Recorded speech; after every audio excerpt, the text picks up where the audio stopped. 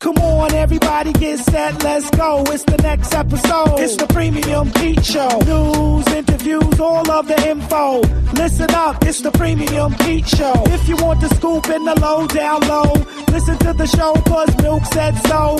Fuck what you heard, better act like you know. Miss Lissa knows. It's the Premium Pete Show. What up, Pop? Brace yourself as I ride up top. Close your eyes as we ride right out your socks. Double, lose his mind as he grind in the tunnel. Wanna give me the cash he made off his last bundle. Nasty girl, don't pass me the world. I push the V, not the backseat girl. Don't throat for C notes. She floats. Murder she wrote. Keep the heat close. Firm nigga, we supposed to be the illest on 3 close familiar. Bigger than Ecos, y'all dating the Vito. Small niggas, all I see is the penny eaters. That's all, nigga. Loan shark in this year, razor figures. 15% make the whole world sit up. Now take notice. Now to take over. Y'all take quotas to hit Papa. Ow. Listen, shout out to Danny DeVito. Yeah. What he doing? Let me tell you something. You sounded just like Foxy on that. I had the raspy going on, right? A little raspy. Little raspy. Yeah. I see what you're doing. I'm going for my girls this week. Like my last couple like intros have been like to my women because I feel like as you should. I have to. As you should. And you know what? I'll tell you one thing. Before we end the year out, I want to have a couple more girls on. Me too. And not only some, like, don't get me wrong, internets, listen, I can't always be this nice gentleman preacher Pete, okay? I want a fucking porn star on, popping that I'm working on bullshit. Behind the scenes. I'm trying to get she's not I want to call her a prostitute. I'm not even gonna lie. What? I'm working on trying to get a prostitute. But then she may try to charge, you know what I mean? Like, I don't do that type of stuff. We'll see. I'm trying to get her on. I think that you and her will be fun. I definitely want a porn star. And shout out to Nikki Morgan. She tweeted she wants us to do a naked episode. So you're gonna get naked? I don't know, man. I'll think about it, man.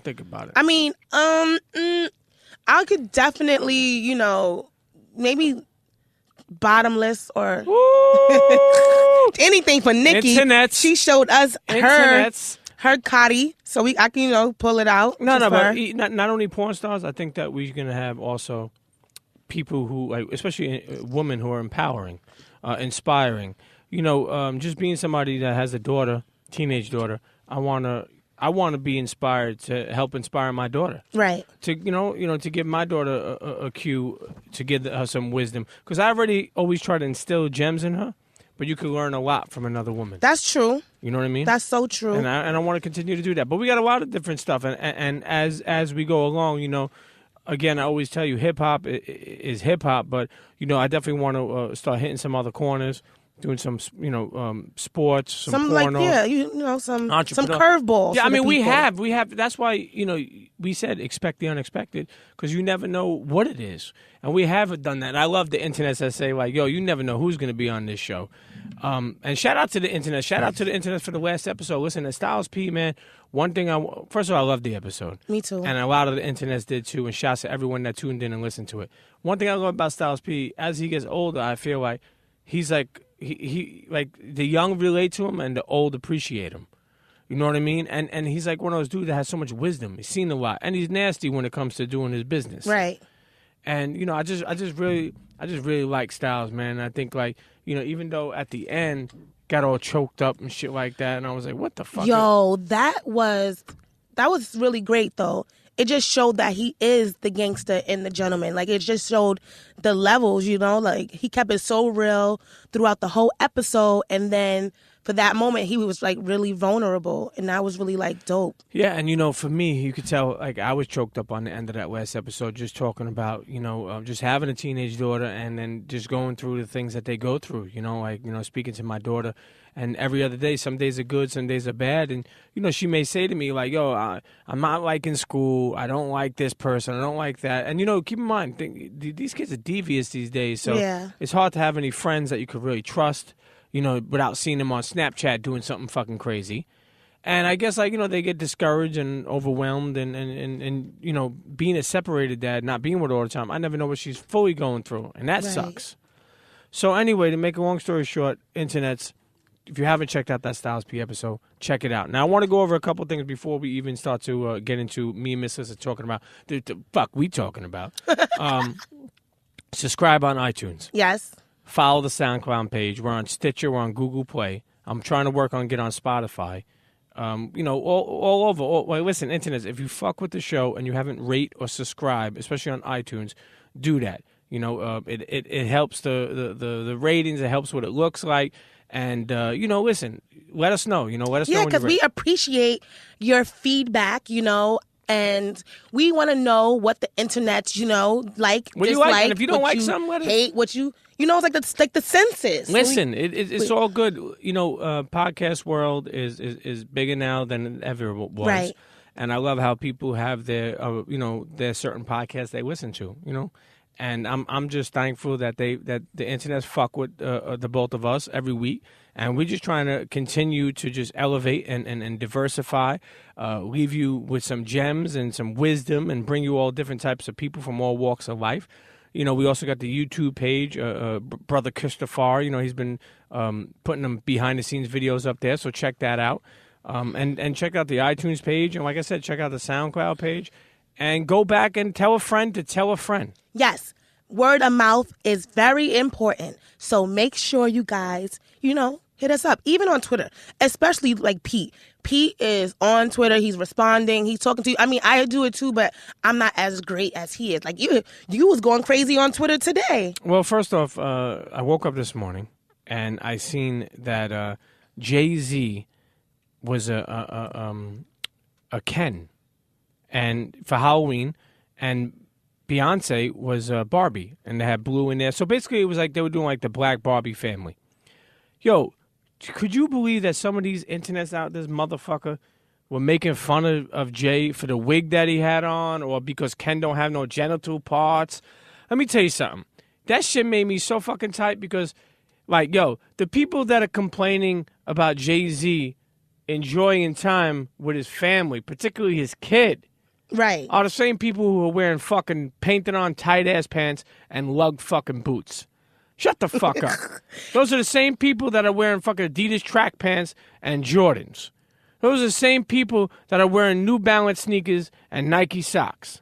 Nobody asks you. But here's the thing too. I told them, like, yo, if you think what Jay-Z did was corny, go get yourself a family. And then let me know what the fuck you think. Because let me tell you something. Kids, like, that's like here's the thing. Those are the same people that were complaining about Jay-Z only own 1% of the Nets. Well, what the fuck do you own? Right. Like, yo, honestly, yo, I was telling Miss Lissa, when my daughter was in the 5th grade, she had a hat contest.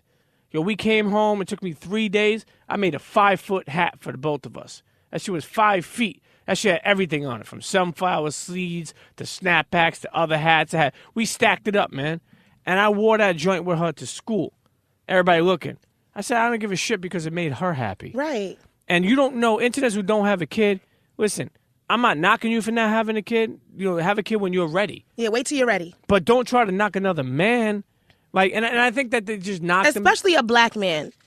Like, people are always complaining about, like black fathers or, and to have this man actually going above and beyond for his daughter, like, like he could have easily paid somebody to be Barbie and Ken, but he wanted to do that because he really cares about his child. And there's nothing whack, washed, or corny about that. Like, anybody who thinks anything otherwise really needs to check themselves. Like, that's whack. Yeah, I mean, I just where your father at? I just feel like I love social media, but it's also a gift and a curse. And the curse sometimes is that people hate for no reason. People just throw shade for no reason. Mm-hmm. I just don't even understand. Like how that happens. You know what I mean? Like, and that slander, that type of slander. I don't know what everyone was mad about. Whether it be the wig or just Ken and who cares? Is the Ken doll supposed to have a penis? Like, what does that have to do with, like, him dressing up? Like, that's it's annoying. It's stupidity, but even like you said, people, like, here's the thing to me. People would talk about a father not in their kid's life and then talk shit about them being in it. Like, right. like that's why I always say the presence is everything. Presence over presence. And Jay-Z is living that life. And we should applaud another man. Or if you're a woman, it doesn't matter. You applaud somebody for being inspiring. Right. Like yo, shouts to Killer Mike, man. Killer Mike tells me all the time when he sees me post up with my kids and presence over presence, it reminds him It reminds him to go and check on his daughter or call her or see where she's at. Because that's what we should do as you know, here's the thing. I love my ladies, but when I speak to my brothers right now, like, yo, we got to uplift each other, man. Well, you know, like yo, I get hit all the time about people who are facing issues with their daughter's mother or their son's mother.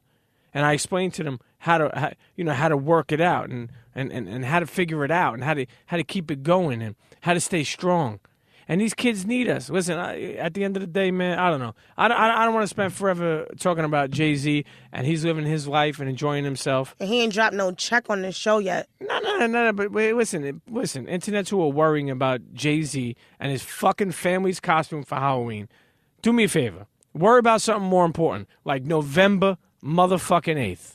And not November 28th, as Trump said one time. Yo, you know Trump said that? He had the date wrong? Yeah, he got the date wrong. It was like 3 weeks ago. But I figure a dumb fuck would get that wrong. Yo, he's that an orange asshole. carrot mother, like, yo, that motherfucker look like a burnt egg roll, you know? But at this point, it's just like, I don't know, like, What is don't Hillary you know? better? Here's the thing. Here's the thing. Do we not... Both of the candidates are tough. Yeah. Okay? They both kind of suck. Okay? But Hillary's Trump sucks the more. lesser of both evils. Yes. I mean, the thing I don't like, the thing that you can't never forget about the Clintons is that, first of all, she was calling black people super predators. Second of all, her husband was fucking giving football numbers away for drugs. Right. People getting caught with a pound of weed were doing 10 years in jail. Okay? Hey, so you know, we can never forget. And all these emails, I don't give a fuck if Hillary was sending her box around. I don't know what she was doing. I just know that she's not as loose as Trump. And she at least knows about the issues. And she's been in office and she's been around. And I'll be honest with you, there's no more better experience than being in the field. And she has been in the field. So we vote for Hillary because of that. And we vote for Hillary because God forbid if this fucking guy gets in. I mean, you look at somebody like the Central Park Five, shout out to Santana, Raymond, and everybody, all those homies. What they went through, and this guy still hasn't offered an apology. Right. Put out ads in the paper for a death penalty for these guys. They were everything was vacated. They were not guilty. Right. How do you not apologize? Because he's a cruel... Here's the thing. Sometimes I'm an asshole. Sometimes you are. But I have to learn how to admit it. Mm-hmm. Like you just did. Doesn't that make you better?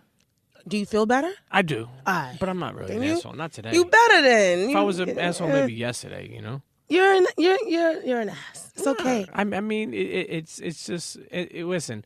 For a while, I never wanted to vote, and for a while I couldn't vote, you know. But for a while, I didn't want to vote. I didn't care. You can vote now. I felt like I guess so, you know. So it goes away because like if you're a felon, I don't know. I don't know. It's called having a good girl in your corner. They find out all this shit for you, and they make sure that you're good to go. Shout out to Low-Key Nat. Yeah, Low-Key Nat, man. You know, it's funny how many times I see people now with no Instagram. There's a lot of like my man Qdis. I think his wife doesn't have an Instagram. I peeped that, and I was just laughing because, you know, having girls not on Instagram, people are wary about people who are on social media, but she really just doesn't like social media. She doesn't understand it either. Right. And it's funny because it's like almost like even my mother, like, you know, she doesn't understand anything, you know, about, except fucking. She knows how to cook. Does she know how to cook? I'm saying, but she knows how to cook, so it doesn't matter. One thing funny about my mother's house is whenever Low-Key Nat picks up Tristan from my mother's, when I have to bring him to my mother's, he always comes home. He smells like fucking meatballs, pasta, fucking chicken cutlet. I'm like, yo, how strong are the seasonings in this house? Right. That he comes home and the fucking collar of his onesie smells like chicken franchise. What the fuck is she doing over there? She's basting him. She just doesn't pay attention. You know, she's good. She's a good. Let me tell you something. She's one of those mothers where I feel like she's too good for this new generation. But you know, sometimes they don't listen. You know, like for instance, I told her I brought him over there one day, Baby Premium. And I was like, look, he's good. He don't need a nap. He's good to go. And so I call her up. I'm like, how's it going? She's like, he won't nap for me. I put him down. He's crying. I said, Ma, I told you he doesn't need a nap. Yeah, but, you know, I put him down. I gave him a bottle of milk. I heated it up. I put it back. Ma, he didn't need to nap. She'll never say, okay. It's like she's stuck in her traditional ways. She's a stubborn Italian woman. Like, he needs to take a damn nap. Yeah, you know how. Listen, that's why most Italian men have a hard time finding women because their mothers are like fucking the greatest things on earth, you know? They fucking take care of you. They do everything except for forget about it, you know what I mean? Shout out to my Italians. I'm here for you. And I'm definitely going to go sit in your mother's living room and learn some recipes and grind some meat for the meatballs. Like, I'm going to be better than mama. Let me know. The Vinnies, give me some names. The Vincenzo's, the Sergio. I'm with them. Tony. That's what I'm looking for. Joey. Situation. John. What else? You got anything else? No? I'm just letting the kids know. Like, I'm Luigi, did I say Luigi? I don't want no Luigi. I feel like Luigi's like the old uncle who's bald and got the big belly. Talk about, hey, bada bing. Like, I don't want him. I want the young stud nephew if Luigi or the is grandson. old Italian nephew, what would an old black uncle be? What would his name be? Otis. Yeah. Uncle Otis. How about Spanish? Pablo. Okay. Uncle, no. Theo Pablo. Pablo, you think so? Yeah, why not? No, that sounds like one of the young ones. Yeah. Well, I'll tell you one thing. Luis. Well, I'll tell you one thing. We're going to keep it all in the family. And this episode is going to be fun because I have a family member to be. I mean, they're like family, right? Wouldn't you think they're like family? Or These people are your family. I guess so, right? In this day and age, you don't need to get married to be family, right? No, and you already have a seed in their family, so your family. Unless she dumps you, then you're not family no more. Then you just baby premium father. But right now, as you are together, Wait, let me tell you something. Family. Before we even take a break and then bring in our guest, when you say that so lightly, you know, that shit could turn on you in a second. Yeah. And I remember like being a family with my first daughter, and all of a sudden things just. Didn't work out. Next thing you know, I found myself on the outside looking in. And I remember catching a brief moment that I'm still to this day, so many years later, 17 years later, remembering as you're talking about something of how disgusting that felt. The switch? Just being on the outside looking in. It's weird loving someone, finding someone, making a C with them and then hoping to grow with them. And then next thing you know, you're like, bye, Felicia. This is how it is from now on. Right. And it's just different. You know what I mean? Like imagine if you say you have a man, right? I don't worry about that. I'm different though, because like even Rena, I met Rena, fun fact, because she was my brother's girlfriend. Really? And when they broke up, we stayed cool. And what about your brother? Who's that? You don't talk to him no more? We never really talk like that anyway. Like, we have a weird relationship. I mean, I love him. Shout out to you if you're listening. I love you, but you're weird. You don't really touch base with your family, and it's okay. Those Spartan people that you said are your brothers on Facebook, I see. Listen, that's your family. Your family. Today I said something. You pick your family. No, today I said something. Friends. First of all, friends could become family. Right. But I said something that 99.9% of the time when you're down and out, family will always be there. And someone said, that's not true. Well, I'm going to explain it to you. Family ain't only blood. Right. Family is who you keep around you that you believe in, that you love, that you grow with. And I'll tell you one thing. The internet is cool, but when you're down and out, it's the people who care about you, that you keep around you, that circle, that you get a chance to see who's there for you. That's family. And those people will always be there for you. Yeah. And if you feel like the people you chose aren't the people that are there for you, then get them the fuck up out of here. Right. And you don't even have to do it so brashly. You can do it brashly if you feel like it. No. Cut their ass off. Don't look back. Move in silence. And slowly separate yourself. I don't always move in silence, Pete. Sometimes I'm moving very noisily, and niggas gotta know I don't fuck with you no more. What is your sign again? Leo. Oh, that's because you're crazy. You're right. I am. But you're right about that. You can pick your family, but you can't pick your relatives. Blood makes you related, but you could pick who's your family. That's why I'm saying friends become family. Yeah. So I believe that. It means everything. And we're about to have some family on the show. I'm definitely about to talk to your family, find out more about Pete. And forget about Pete. They don't know me like that. He gonna get to know you today. Oh shit! Oh, today. Don't tell Otis. We gonna let him give you the third degree. Nah, but you know what? We're also gonna get into like some golden hip hop shit. Right, and some good gems for anyone who, we all think our kids are talented, but this is a man who really poured into his children and made a way for them because he knew that they were talented and really believed in that. So grab a pen, take some notes. Light up your blunt. If you're an entrepreneur, he got some gems. If you're a parent with a superstar kid, he has some tips. Mm-hmm. And if you are Pete, I want to find out what he thought about you when he first met you. Okay. Well, we'll find out. Internets, don't go nowhere. You listen to the Premium Pete Show with Miss Lissa Knows. A.K.A. Yonsei. Motherfucking Yonsei. Al. Be right back. Cheer. Cheer. Sit in your chair. Yo. You know what it is. The Premium Pete Show with Miss Lissa Knows. It's your boy SP the Ghost, LOXD Block. Yeah. You should be fucking logged in right about now because it's going down. You want to hear some ill journalism, dope interviews, hear what's popping, what's going on, shit like that? You tuned into the right motherfucking spot. The internets. Yeah! Cheer. Internets, and we're back. I tell you, every time that we get to this point where we're bringing in guests, I'm excited. But today I'm even more excited because it's family in the building. Or should I say, the triple OG, but father-in-law to be. But someone who has done so much in the music industry, somebody just a real entrepreneur. And I always say, like, it's funny how life brings people together, and next thing you know, you're talking with somebody, or you're involved in a situation where you feel like you knew them for a while, or you feel like that you could vibe with them, or just good people. Internets, listen, I welcome to the Premium Pete Show, Mr. Nat Robinson. What's up? Yeah. What's up? Al. Listen, we got Milk in the building too. We got Milk doing some ad-libs, dropping a couple of gems whenever he feel. What is Nat to Milk? He's the cow that produced Milk D. Oh, yeah. Well, anyway, listen, for the internets that may not know of Nat Robinson, I mean, we're gonna take him down the journey, and we're gonna go back. We're gonna go Fort, no Aaliyah. We definitely going But Fort. shouts to Aaliyah. But for people who may not know who Nat Robinson is, you started off in New York City, right? Absolutely. I mean, where were you born, actually, first? Brooklyn. Brooklyn, there you go. Brooklyn, New York. Kings County Hospital.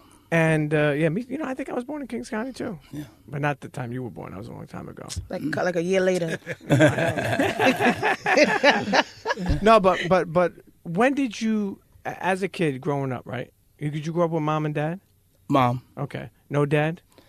Dad was around, but he wasn't. He was a Rolling Stone? Well, not really a Rolling Stone. He was just I won't even say part-time dad. That's giving too much credit. But, you know. He was absentee. Absentee. What did MIA. What did mom do? Mom was domestic. Okay. Mm-hmm. Nice. And that's the hardest job ever. Shout out to my women holding it down. Mama made miracles every Thanksgiving. It's hard out here. I can't wait for Thanksgiving. But listen, one thing too, and I'll get into how obviously we met and et cetera, but one thing I love is just knowing of you, and the people who may not know of you who will learn, is your entrepreneurial, just your hustler habit. I think that's what we connected to, because you always told me, like, you're a hustler, and obviously coming from someone who's been hustling all these years. When did you even, growing up, I know that you worked a regular job for a small amount of time, right? Well, I was an engineer for IBM, so. IBM, that's classic. Yeah, that had to be in the 70s? 70s. Okay. And I was vice president of RCA. Okay. How did that even come about? I guess how did that even come about? Well, you got to remember, back in the day, it wasn't too many black folks in Fortune 500 companies. And they came up with this thing called affirmative action. Mm-hmm. And I was able to get into IBM on the affirmative action program. I was 17 years old. They sent me to school. They taught me everything. And, I'm just going to be real. They didn't believe African Americans could really step up. But because of affirmative action and government contracts, you had to have an ethnic balance in order to get the government contract. You had to have so many African Americans, so many Asians, so many Spanish. So they hired us based on getting government contracts. But I'll make it short. We controlled Wall Street. We controlled the banking system. we did everything for them. We rocked it. And that's why you have IBM as it exists today. It's a very ethnic company now.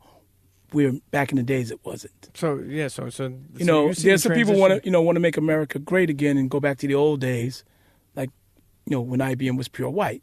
Yeah. Mm-hmm. So at that time, I mean, they didn't think that black people could do the same work as the white people could do in that company. Absolutely.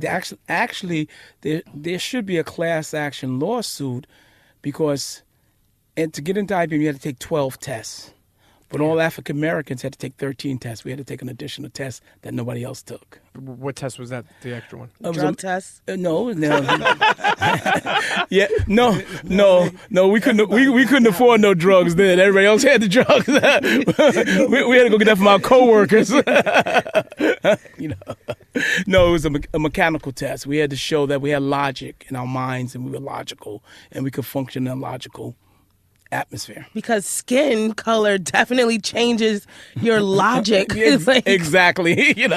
Exactly. Dang, that's so crazy. So you working in IBM, mm-hmm. and when did you decide to get? I know that you had the #1 nightclub back in the day. Which, for the internets that don't know, let them know what the name of that club was. That club was called Tribeca, but I've had quite a few clubs prior to that. But how did you even get into that? Why don't you let the internets know that? Well, actually, I don't know if you ever heard of Black Expo. There was a guy named Winston Sanders that ran the Black Expo mm-hmm. nationwide. They made hundreds of millions of dollars. People don't even know about it. I went into a club way back in the day. A friend of mine was working there. You're young, so I'm going to get in free and all that. So I went down. I'm waiting for my boy to come, and I'm watching this dude at the door. And he's making all this money. He had a shopping bag between his legs. He had money in his arms and dropping money. And I'm like, damn. I looked at my partner. I said, yo, man, we need to do this. And we made a decision at that particular time. That's what we was going to do. And I had a dynamic partner. Actually, in New York, they used to call us a dynamic duo. Really? And would people know of him? That's what they call us. Oh, really? Yeah. Well, no, because we were kind of low-key and we were involved in a lot of different things. So I won't get into that whole part, no but problem. you like to roll sometimes below the radar. Sure, most He's the original low-key Nat. Yes. So, we kept things really cool and simple. So you decided, so after IBM... Well, before I left, I called my boss at IBM and said, you know what? At lunchtime, I said, I can't do this anymore. I'm gonna quit. Were you waited till lunchtime? Yeah, I couldn't. I was trying to get to the end of the day. I just couldn't make it. So I called at lunchtime and said, I can't do this no more. I'm going to resign. He said, resign? I'm just going to be honest and please anybody don't think it's not a racist statement. It's a factual thing. I said, I can't really do this anymore. I'm dying inside. Mm. So Yes. I just can't do it. He said, well, you're very fortunate to have a job at IBM. And I won't translate that for you, but I'm sure you can translate it. I'm very fortunate, but I'm dying here, so I can't do it. And he said, well, we like to have some people from HR come down. You can't leave. HR. Really? What are they, fucking mafia? What? Well, That's like Bronx Tale. They was like, we don't be letting black people just in and out like that. That's right. You don't. You just gonna leave. You're dissing us. Yeah, you don't think this is your God given? Yeah, exactly. You got it. Did they tell you to speak to a psychiatrist? Yeah, they told me, nigga, well, you got to speak to the psychiatrist. Because any Negro that wants to leave here got to be crazy. And didn't we give you a logical test? Yep.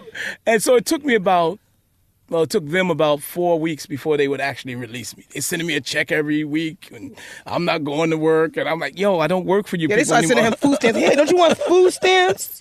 So that's how it started. So I started with an organization called Zodiac Productions, and we did small things. And then we kicked our game up, and we started doing things in today as Metropolitan, the Met Building, which used to be the Pan Am Building. And we started there, Donald Trump's first venture. And we started doing things in places like that. So because we came from a corporate world, both of us, myself and my partner Ray, we actually went after corporate companies. We went after Hilco International, which had all the restaurants and stuff in the World Trade Center. We went after Pet Milk, which owned everything in Empire State Building, the Reese Brothers, they were called. We went after Restaurant Associates that owned almost everything in Manhattan, and we cut deals with them. I said, look, let us take these places. You guys wrap up around 10, 11. We're going to come in and turn it into a nightclub. We gave them a proposal. We're going to make you X amount of dollars more than you're making in your dead time. So we started doing things at Skydive in the World Trade Center, Windows of the World in the World Trade Center, in the Empire State Building, the Rainbow Room, the Tower Suites, and the Time Life Building. We started doing these things with these big companies. So then it got to a point that we met some nice Italian guys out of Brooklyn. Yeah. You know, and one of them, their father was the president of the Carpenters Union. Okay. So we got a place down on Northmore in Tribeca, and they built it from scratch. You know, you had the Italian dudes coming in the middle of the night. Do. Yeah. Pay for everything in cash. Put that fucking linoleum in and there. don't forget to put sal into the cement before you pour it. Right. Nobody can speak English. Nobody can speak English. You know? Silvio. Now, let me ask you, and that is what became of the Tribeca. Which the legendary Tribeca. Now, let me ask you something. You go from IBM to get into just creating clubs. Right. And what was the scene in these places? I mean, was it a lot of men, a lot of women? I mean, what we did was coming from IBM and out of your mindset, I will give my partner and myself credit that we really came from a branding and marketing background before it was said that you're branding, you know. So we knew how to market, and we knew so we came up with these things that nobody ever did before. A friend of mine told me recently, he said, you know, you guys created Ladies' Night? I'm like, really? He said, you're the first people to ever do that in New York. Wherever you have women, you'll have men. And when you have women, men will spend money. I mean, that's simple as... Gems. Yeah. Gems drop. Yeah, it's just, there's no magic to it. There's no... Who was DJing at some of these... It was a guy named Charisma, but what happened, it was... We were actually starting to go into the hip-hop world. And Russell had a kid named... what's his name? Who? Russell's first act. Curtis Blow? Mm-hmm. That was a setup. So we only did dance music. We didn't do hip hop music. Okay. So, you know, Russell said, "Could you put Curtis Blow in?" I said, "You know, no." And they said, "Yeah, Russell, he comes down all the time." So that was the first hip hop artist in our club was Curtis Blow. Mm-hmm. So we started there. You know, we started getting some of the hip hoppers would come through. Of course, they'll probably kill me now. I wouldn't let them in. He come down, you gotta let these guys in, you know. Nah, it's like, yo, we Grandmaster Flash and the Furious 5. Hey, who's that? I don't know. I'm only kidding. It's like, so that'll only be $10 each since you GMF. And this was, and how old were you when you opened Tribeca? Was I about 19 years old? 20? I was a little older than 20-something. I started, what's the name? I started Charlie Brown's in Pan Am Building when I was like 19. And I don't want to tell you how much I was making a week. Cause, you know. And I was already here then when he was 19. Yeah. When did you have milk? Oh, he was already here. No, actually, Giz was here. Giz I was came. here. I think he was 20 when I was born. 19 when you, me 20 when you were born. Yeah. But just FYI, so I take my father into the strip club to New York Dolls, which we didn't hit yet, but they're about to close it, so we got to hit it. And he's like, "Oh, I used to have a club in here." Yeah, it was called Sassoir. Anyway, it was a strip club. It was a strip club.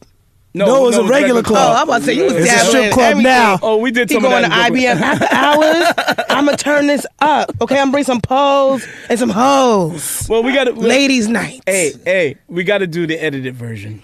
Okay, so work with me here. So let's take this. So you got Tribeca. Right. What else do you have? Sassoir. I had How do you say that? How do you say Sassoir.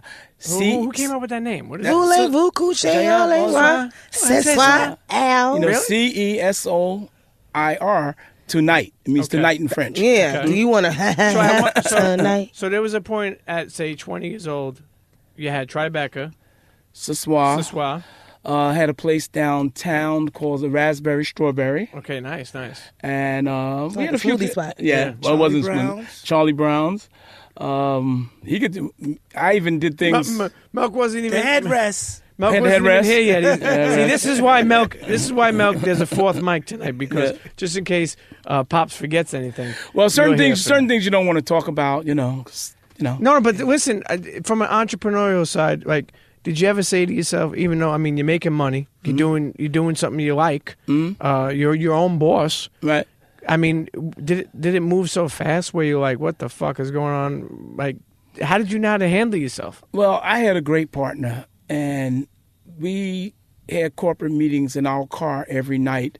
When I drop him off one night, he would drop me off one night, and we sit up till the sun comes up and sit in the car and talk about our next moves. So we really planned everything, and we got a chance to meet everybody. Got a chance to meet Sylvia Rohn, got a chance to meet Merlin Bob coming through the club, Russell coming through the club. So I started to know the people in the music business just because they came to the club. So that making friends. Mm-hmm. And as things, the transition happened and Milk became of age. I don't remember what you were, but you were young. What were you, about 13, 14 years old? Yeah. So he says to me, well, I want to be a rapper. Okay. I'm moving fast. No, you're not moving that fast. It's okay where we're going. Okay. What was your, when Milk comes up to you and says, I want to be a rapper, what was your thoughts? What did I tell you, Milk? What, don't waste your time? No, I don't remember. No, I told you. I said, you got to give me something. You can't just tell me you want to be a rapper. What is your project? What did he tell me? He was like, let me see some work. Yeah, exactly. Son. Which y'all could go back and reference our interview for that. I think we talked about it. Okay. When I let him hear them playing it on the that show in Brooklyn. Yeah, the one we was paying. No, I wasn't paying them. No, they was playing. You thought I wish I was paying them. I think remember. once he heard that, he kind of took me a little more seriously. Yeah. So you tell him, listen, you want to rap? Show me what you got. Right. And I guess what you were looking for. What were you looking for? I wasn't looking for. I was happy doing what I was doing at the moment. No, but what were you looking for from Milk? I come from music. Even though I wasn't in hip hop, I come from music, and I can hear music, and I usually know when there's a hit. And I said, well, let me hear you, Milk. I know Milk was in Brooklyn Tech, and everybody's telling me Milk is smoking everybody in the club, in the school at lunchtime, and I'm like, okay. And he's doing those little battles in school, but I didn't hear the battles. Battling for murder burgers and suicide fries. I don't know what he was battling for, but I know I was hearing the stuff coming up, out the school from his boys. Just to get a rap. Yeah. Classic. So, make a long story short, Milk brought me his demos. I said, okay, this is cool. So I started pounding the pavement because I wasn't in the music business. And I was pushing, was I pushing both at the same time? You and Light, right? Yeah. Yeah. So I was going to, Sylvia. Well, I didn't go to Sylvia, but I was going to. No, hold on. You already to the third record.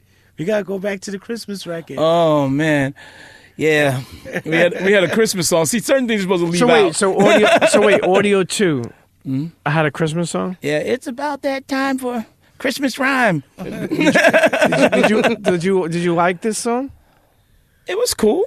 Okay, so boom. One of the promoters that my father knew from the club business, he started a label, and when he was shopping the stuff, the cat said, "Oh, they could be on this Christmas record that I'm doing," right. And so that's my first record. All right.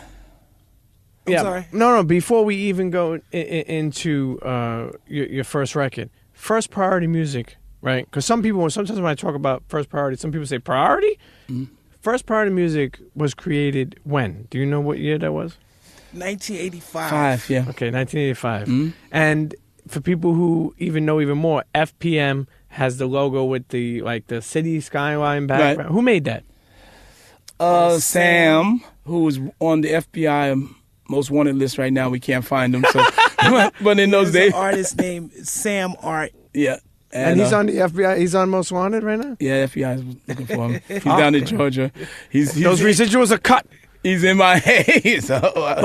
So this was in 85. Right. Correct. So the reason where I'm going is this. So you go from IBM, you start all these different clubs. Right. Right. Mel comes to you, says he wants to rap. Right.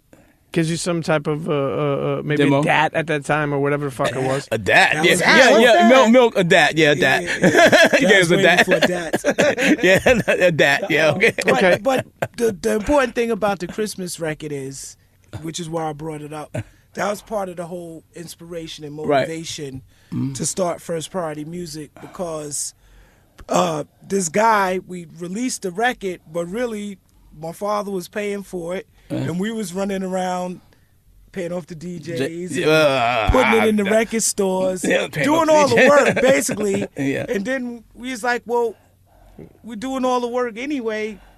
What do we need him start for? our own label. Yeah. And so is that really what came to mind to think to start it? Because before you even go into that, You trying to say Milk is a liar? no. Right? He's called me a liar. This nigga right trying in to my say face. Milk is not chilling. No. The reason why I say that for is this. Keep in mind, and this is something like when we thought about doing this episode, I was saying to myself, it's so dope to give parents this type of lessons. And what I mean is, your kid could be good at hockey, or I could have a great arm. He's throwing like 80 miles per hour, 90 miles per hour. But if you don't put in as a parent, you don't realize how much they do, or how many practices they bring you to, or how many things they got you, or how they know. Even like Just Blazer tell me that his mother bought him a keyboard at 4 years old. Right. And I'm like, how the fuck did she know? What happens if she's like, that boy, he just needs to sit and watch TV, or who knows? Like, as a parent, I look for that. You have to watch your child, see what your child likes to do. You have to listen to your child, have communications, and don't blow them off because they're so young. See, Milk, and I used to talk. Milk was the last one up from the table because he was always talking at the table, what he wanted to do. And You mean like dinner time? dinner time? Which before you even say, is to me, if you get a chance to enjoy dinner with your family, it's a beautiful thing. There's so much that could be talked about. Like I feel like sometimes life is so busy, a lot of people don't get a chance to eat dinner all the time like that. You so hungry. Let the man finish. Well, let me finish. I'm gonna take it back. Just keep it in order. Milk's grandfather was an entertainer. He was in vaudeville. Ooh. And, he danced. He was at the Apollo. He played. He sang. He danced. He was a comedian. He played the piano, the whole nine. He used to sit Milk down when he was young. I'm sure you remember. And he used to sit him down on the piano, and he would play the piano. What was that, Pennies from Heaven or something? Pennies from Heaven. It's something everybody, something about Pennies from Heaven. And, so he comes from music. His grandfather constantly was there. So as the dance era was going out, or the disco era was going out, and the hip-hop era was taking over, Milk was right there because that was his music. He grew up on that. That's the music he knew. So he's a hip-hopper. I'm not a hip-hopper. Mm-hmm. But he converted me. And in converting me, it has to make sense. I'm the kind of person that deals with logic. And if it's not logically there, then I don't want to be involved. So Milk started to teach me. He started telling me about who's who. And the next thing I knew, I'm cutting it short. We're up in the Bronx somewhere with this one and that one. We're down in Brooklyn somewhere, in Harlem somewhere. We're in every gutter place you could find, and we were there every night, Latin Quarters. Latin Quarters, raising your kids, but also I'm sorry. No. I just want to add one thing to this about my father.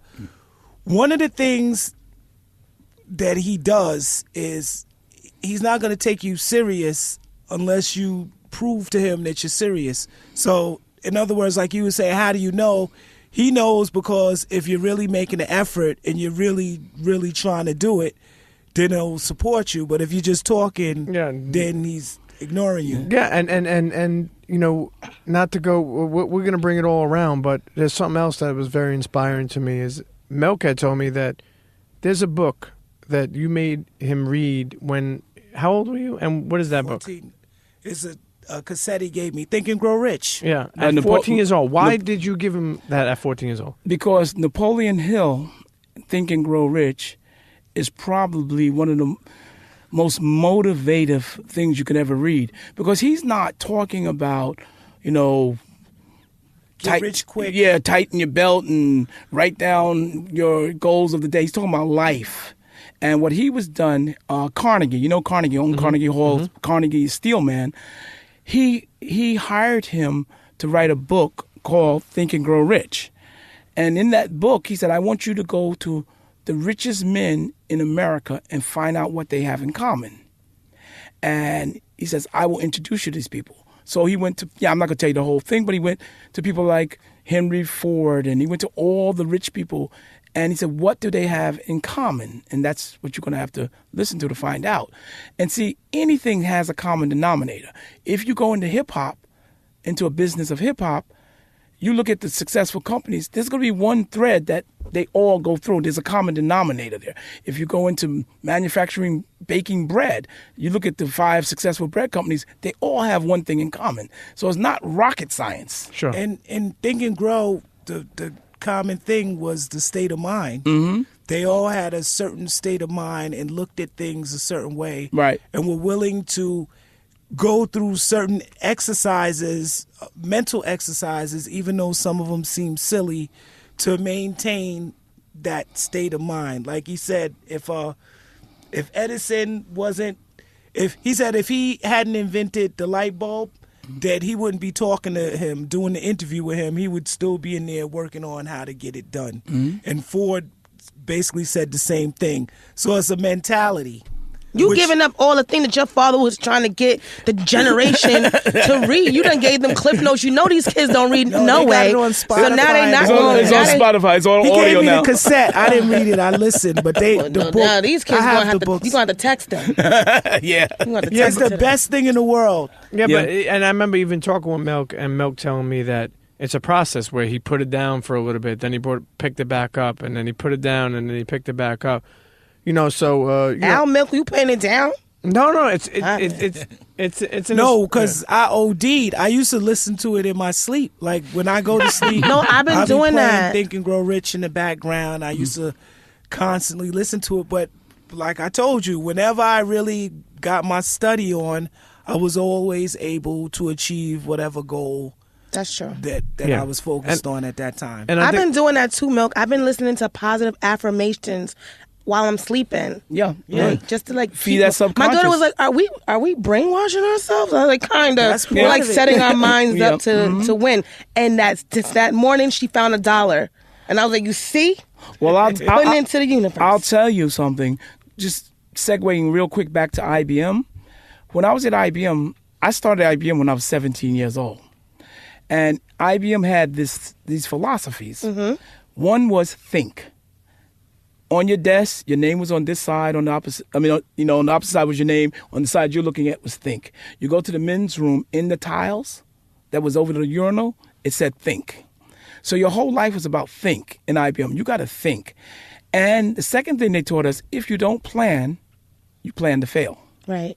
So that was the philosophy of that. Now you got to remember, I'm a kid coming out of Bed-Stuy. You know, I didn't experience any of this kind of stuff. And, one day, I've got a suit and tie on, and, I'm working with all these Caucasians, and I'm like, okay, think. Well, I think every day. But they're not saying just think. Think smart. Right. Use your logic.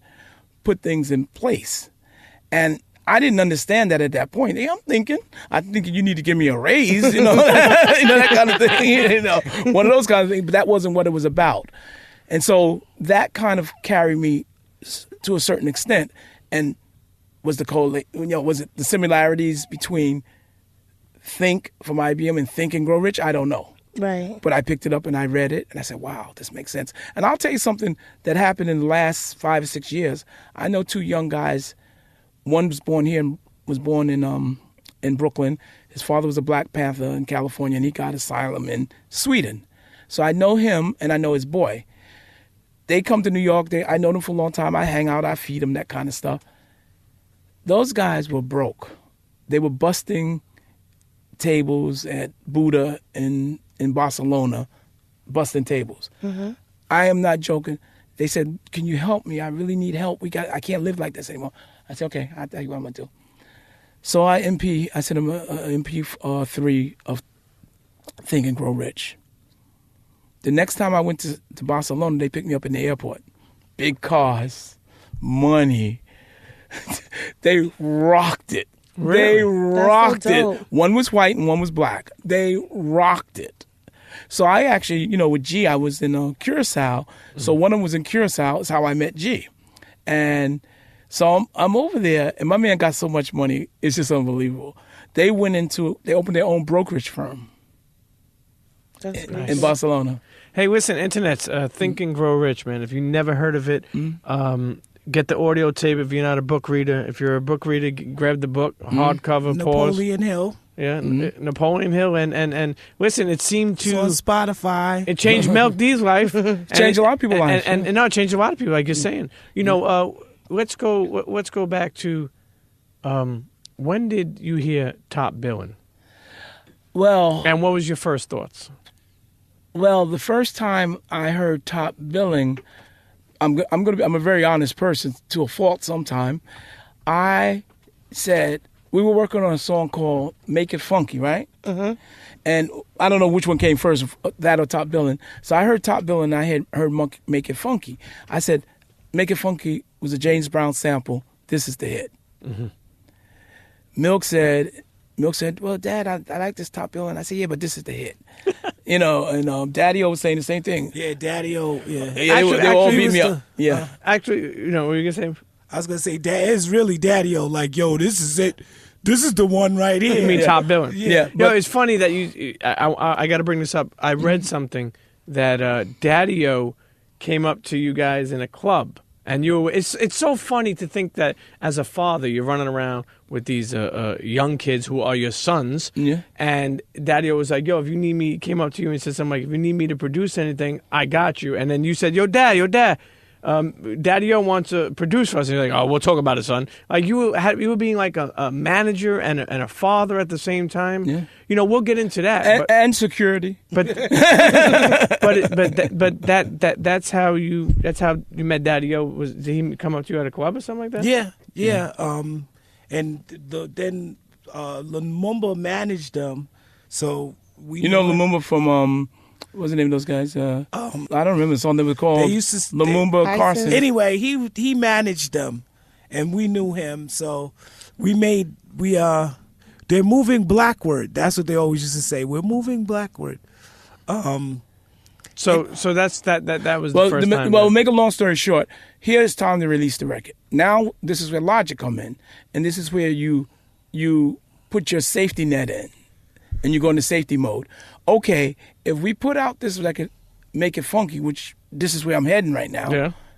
And you're putting up the money, so you're thinking like you're going to make the executive decision. Right. Well, what we did, we put out Make It Funky on the A side, and on the B side, we put Make It Funky, instrumental, a cappella in those days. And on the B side, we put a little 3-minute thing called Top Billing. And we released it, and we put it out. We start hustling it. All of a sudden, you're walking down the street. You had a few jocks playing Make It Funky, like Marley Marl and all them. And all of a sudden, you're walking down the street, and you see the brothers in the car. You say, whoa, they're playing Top Billing. Whoa, they're playing Top Billing everywhere you go, Friday, Saturday night. Marley Marl picked up on it. It was starting to get played on radio. So we said, okay, now it's time to switch up. We reissued the record, making Top Billing the A side. Right. Now, hold on, D. You forgot something. What's that? Before we released it, shopped it. Oh yeah! Oh, we shopped Milk everywhere in the world. Man, his voice is too high, and they said. I remember him saying they even said that he sounded like a girl, and they said Light sounded like a boy. Yeah, and that went on and on. Fred Mineo, if you hear this out there, I took both of them to Fred, and I took Fred out a couple of years ago. We went out to Asia to Cuba, Select Records, okay. And he's my man. UTFO. Yep. Okay. Everybody. So Fred told me, yeah, this is never going to work. And he let me hear some other stuff. This is what you got to do. So I always go back to him every time I see him and say, oh, yeah, remember 20 years ago you told me this is never going to work. He said, wasn't the only one. Yeah, he wasn't the only one. He said, enough is enough. Okay. I don't want to hear that no more. Don't tell nobody else that. Okay. Anyway. And what's his name again? Fred Mineo. Fred Mineo, Select Records. Yeah. He's got a great ear. Yeah. He was great at selecting. He does. He has a great ear. Some he people just missed this one. He just missed this one. Well, a lot of people missed this one. Yeah, a lot of people missed. Because we went to Atlantic. We talked to Timmy Regiford over Atlantic in those days. I mean, we went everywhere. We went to Profile. We went to Next Plateau, Sleeping Bags. So we went everywhere. So when you say, just for the internet's listening, that may not know, when you say we shopped it around, at that time, I mean, what year is this? What year was that released? About 85? 85. 85. So that's 1985. What the fuck does shopping it around mean in 85? It means you take it to every label, every A&R person, say, What, like the vinyl? well, no, you take a demo. Cassette. Demo, whatever, and you take it to them and you let them listen to it and they pop it out and say, nah, that's whack. Okay, yeah, that's whack. That's whack. Yes, and and after a while, you know what? You're whack. Okay. And we'll show you. We'll show you. And that's what we did. And this is when you have First Priority Music. No, right? that's when we really started First Priority Because Music. of all that. We hadn't put the label together yet, have we? In 85, that's when we... But I mean, when we were shopping, and we wasn't shopping. Yeah, no, we put the label together because they wasn't biting. And are you guys familiar with Priority Records out of California? Yes. Brian Turner. Yes. See, what happened was we started the label. It was called Priority Records. Okay. And then Brian had Priority Records in California. We both had records out. So Brian calls me, yeah, well, we're going back and forth. So I called my lawyer and said, we got to trademark that name. So Brian must have called his lawyer and said, we got to trademark that name. Yeah. So my lawyer calls me back and said, we missed the trademark by 1 or 2 days. Brian beat us to it. So what made you put first? Like, well, I had to do that because I was infringing on his copyright at that point, his trademark. Yeah. So we called it First Priority Music, meaning we really was first, but because of this situation, right. And so in those days you were flying by the pants. You didn't trademark. You didn't do those things. You just did it. Right. Yeah. And then the business started to be forced into a legal thing because I'll tell you, some great Caucasians, they're going to make sure it was right. It's going to force you to make sure. It's going to make sure you have your copyrights on your songs, your trademarks on your name of your company. Everything's going to be, every T's going to be crossed and every I's going to be dotted. Now, do you think because of your experience within, opening up all these different clubs, helped you become a better businessman at opening up a record label, so to speak? Yes and no. I'm going to say yes in the sense that you had a starting point.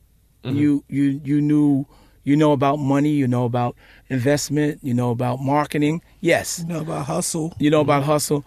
And I will say no because I knew nothing about the record business. I never worked in the record business. Everybody told me I was crazy. I never did anything in the club business either, but that's beside the point. They told me, you never did this. You don't know about music. So I can't remember who told me, but somebody told me to buy this book called This Business Music. Do you remember who told us to get that? I don't remember who told us to get it. It might have been Kendall. And we bought that book by, what's his name, Kavalowski or whatever his name is. And I read the book. The book goes into every aspect of the music business, from royalties to mechanical royalties to contracts, performance royalty, production royalties, everything. And I read it about, I didn't understand the first 5 times I read it, and it wasn't on audio. So I just read it over and over again. And then as each segment of the music business presented itself, I would go back and use that as a reference book. We were like, whoa, they want to pay us for so-and-so. Yeah. It's kind of like your Bible. Yeah, exactly. It's funny because it's like, when meeting you 4 years ago or meeting a couple of years ago, right away you think like, oh, this guy, he knows what he's doing in here. And you did, but who knows that at one point in time you didn't know a lot and you had to figure it out yourself. But that's the golden part of thinking grow rich. Henry Ford was not a businessman. Henry Ford was a mechanic. And he was an uneducated man, a mechanic. So what do you do when you're a mechanic and you're trying to market and sell the automobile? You surround yourself with great people, somebody that's a great accountant, somebody that's a great engineer. Design engineer. So he realized he was a mechanic and a great mechanic, but he realized I have to surround myself with people to fill those voids in who I am. And they say, a lot of times they say, surround yourself with people that are smarter than you, which is really kind of hard to conceive. Most people to do. Right, because most people, they reject that. If somebody's smarter than them, then they don't want to be around them. Sure, but it's really benefiting them to have people that are smarter than them. Right. around them. Right. If you're around 4 smart people, you're the 5th. Yeah. Like it will go to you. Yeah. Yeah, and if absolutely. you hang out with 4 broke cats, You the you'll be the 5th. 5th. Ooh, I like that. Let me write that down. Hello, put that in the- Listen, gems are being dropped. Nat, I do want to say this. Top billing, because of your experience with... first of all, one thing I do love is you open these clubs, he has connections. So now you're using the music business that you're stepping into with the people you know that come through. You're making connections. You're making your connects connect, you know? That's the name of the game with everything. Yeah, exactly, and I love that, and that's how I've started to live my life over the years, Right. and I love all that. But being that experience, when you get this song, and were you able to further them? Like, for instance, did you perform at any of these clubs that he had? No. No, he was too young. He used to come. Actually, we did things like raise. Okay, how you have to move in America is be somewhere political. So what I did at the club, we did International Year of the Child for the UN. Remember, Milk, you was down and your boy Noel just took me to dinner in Atlanta, and yeah, remember when we went to the club, your club? You went to my club. That was the first kids club. That was the first kids club. And I had all the kids down, all the news. We had all the major news people, networks down, and we did a thing for International Year of the Kids. Then we did a thing raising money because the police officers didn't have bulletproof vests to buy them bulletproof vests. So you get that kind. Now you got a mayor on your side, the mayor that you can call. So things like that. And then, you get to, I got a chance to hang out with David Dinkins when he was mayor. I got pictures of me and David hanging out together. Andrew Young, when he's the ambassador of the United Nations, because we did International Year of the Child. So you start getting into these people by what you do. And people love a freebie. I'm going to raise money for you to put bulletproof vests on your police officer. That's dope. Okay. Here, you got the club. Now you sell these tickets to your people, and all your people come and you keep all the money from that. Oh, that's great. Are you a Capricorn? No, Libra. Oh, But we're going to keep all the money at the bar from the drinks they buy. So they go out and sell 2,000 tickets. They got all their people. And we say, wow, let's keep all the money from the tickets. Yeah, but we made a nice little fortune at the bar. Right. So. Yeah, But yeah, I was too young to perform at his clubs. Yeah, he was too young to perform. Oh, and hold on. Let me add something just to go back for a second. We did get one deal offer From Vintertainment. Oh, Vincent Davis, yeah. He offered us $500. He gave us offered us $500 for a deal, and we were like, $500? Where's that book at? And this business music. Yeah. But see, understand, I come from corporate America. Coming from corporate America and coming from IBM, that's all you did was read. Yeah. Here's a computer. It does this and that. Read this book. Here's another computer that we have to change some dynamics of it to make it do something else. Read this book. Right. So I was used to reading books, so that was the thing that I got from IBM because I didn't really get that from school. Well, you school hard knocks. Yeah. But And then you learned everything on your own as you went. And you learn everything on your own. But at the end of the day, you have to have a product. You have to have a good product, one that you believe in. And if you don't have a good product, it's kind of hard. But I'll tell you what we did. And see, Milk, I don't even know if you had a license. I used to have you delivering those records. You had a license in? No, I didn't. I gave him a car, and he was delivering records in the morning on his way to school. So To different record labels? I didn't have no license. Malcolm, I tell you, just seeing, his rise, you really had a different childhood. When you really think about it. You weren't your average 14-year-old, Not at all. He had that hustler ambition. you're traveling. When were you overseas? First time overseas, Mel?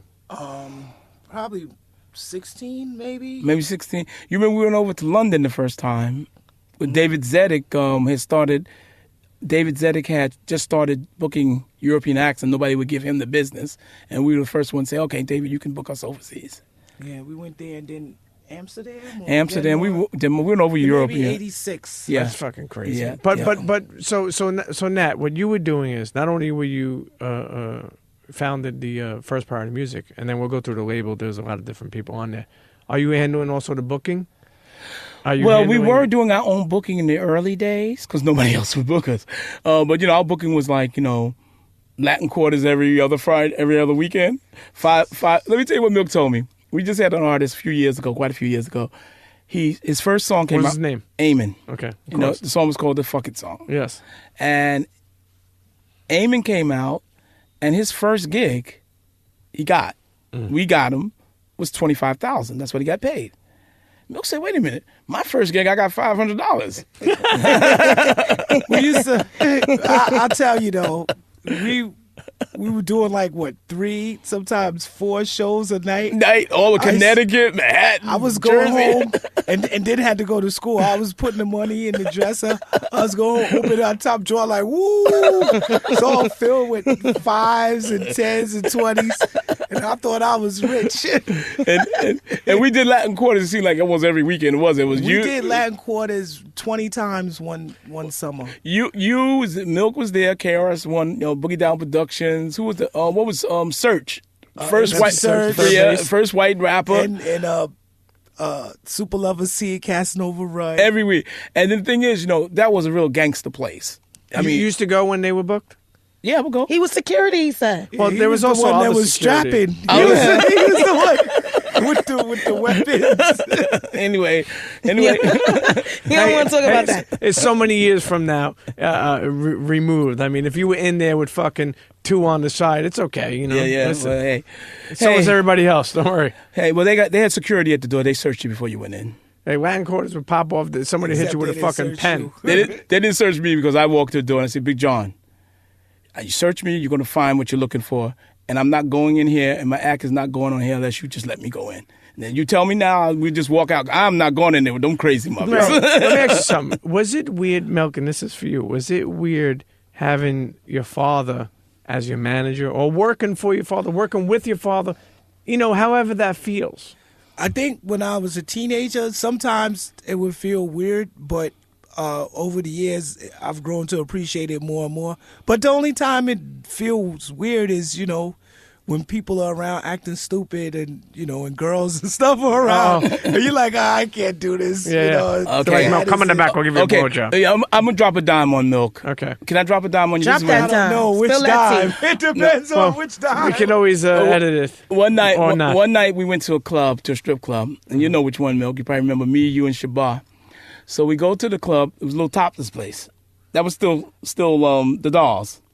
And we went there. In California? No, not. Oh, that's a different one. You don't want me to talk about that one. You want to drop a quarter? Yeah, no, yeah. Which one? We just this was in New York. We went and sat down, and the girl was topless, and she came over to the bar. "Hi, Milk, and hey." Milk is the only person I knew. The girls just would buy him drinks.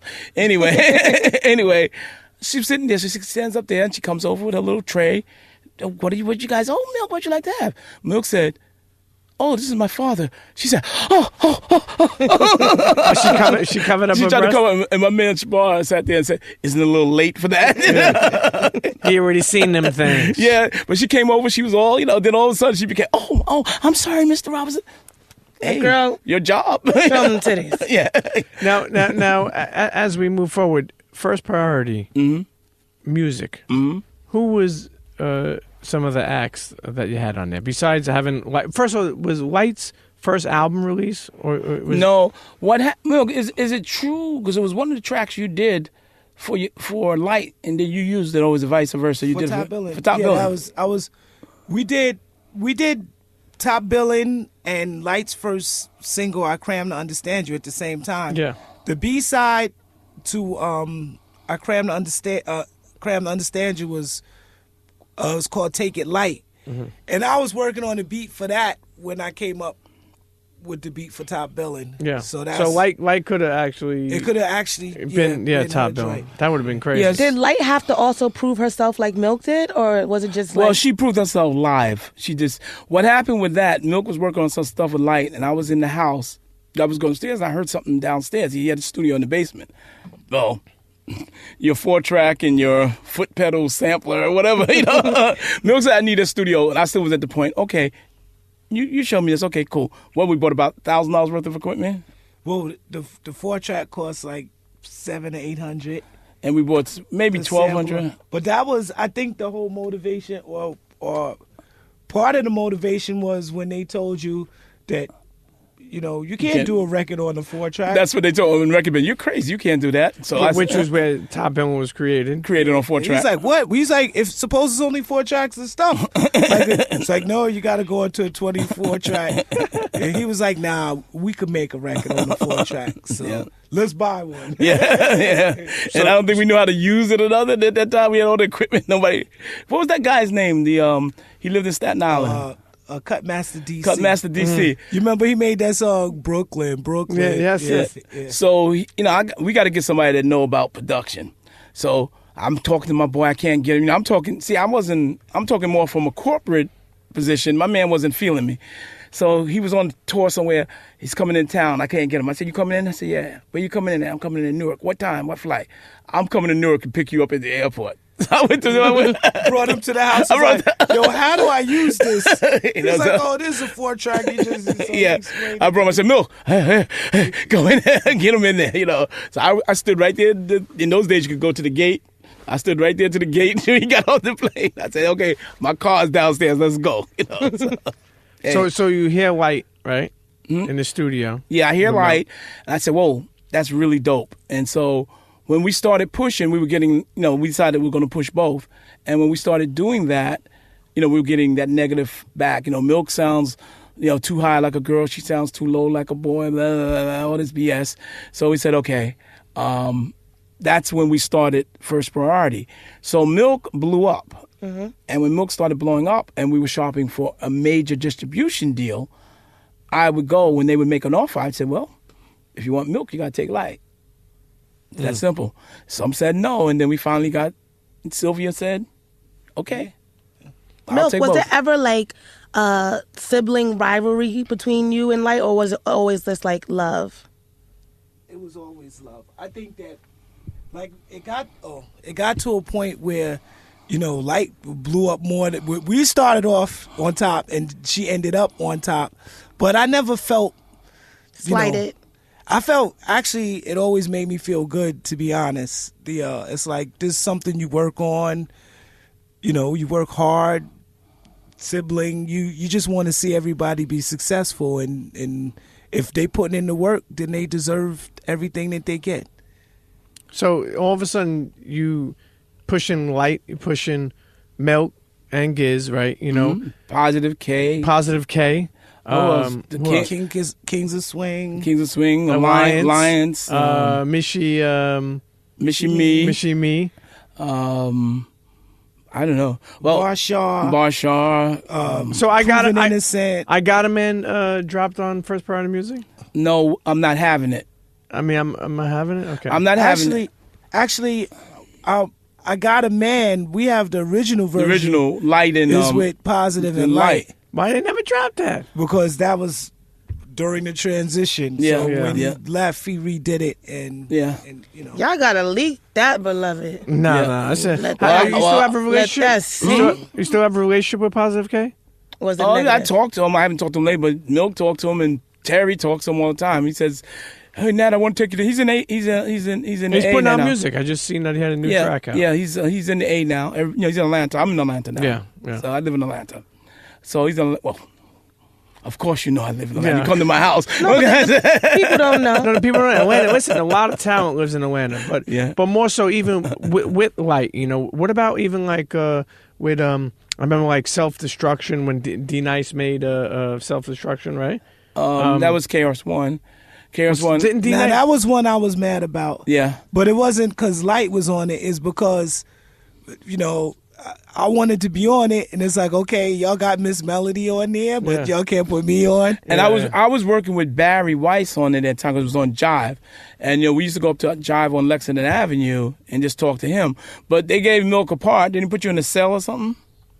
No, I didn't go. You in the cell in the video? No, he said, I'm not in that video. I didn't go. Giz went. Oh, Giz is in the cell. Okay. Giz was in the No, Giz was standing in front of Latin Quarters. Giz, Light, K-Rock. Oh. The one in the cell, that's Public Enemy's video that we did.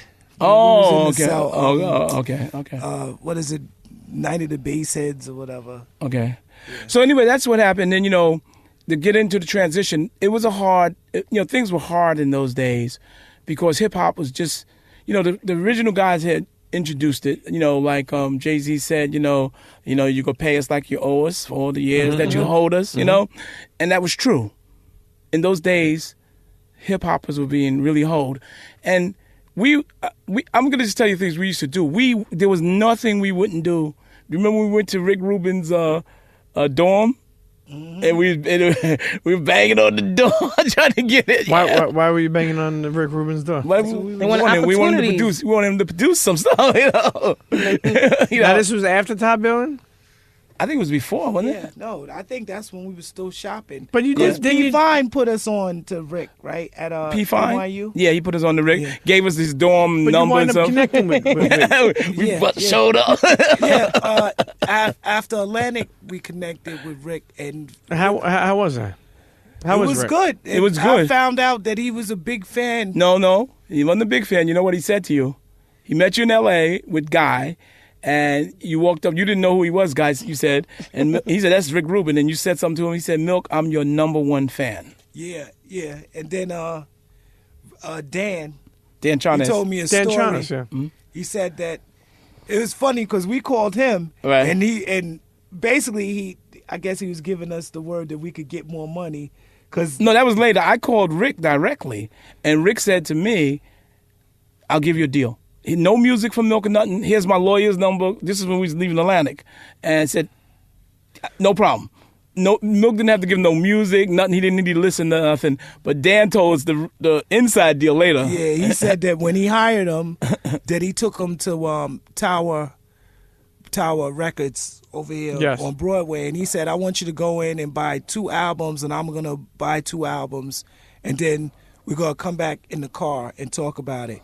And he said, Rick, the 2 albums that he bought was Audio 2, What More Can I Say, and Sir Mix-a-Lot, My Posse's on Broadway. And he told Dan, I want both of these artists on my label. This is what you have to do. So he had already put the word out.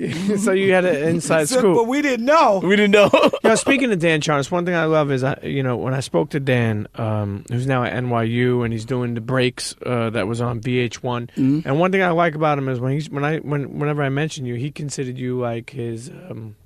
like he said, like your father in hip hop. Well, he always calls me. He says, if anything happened to my father, you're going to be my father. Yeah.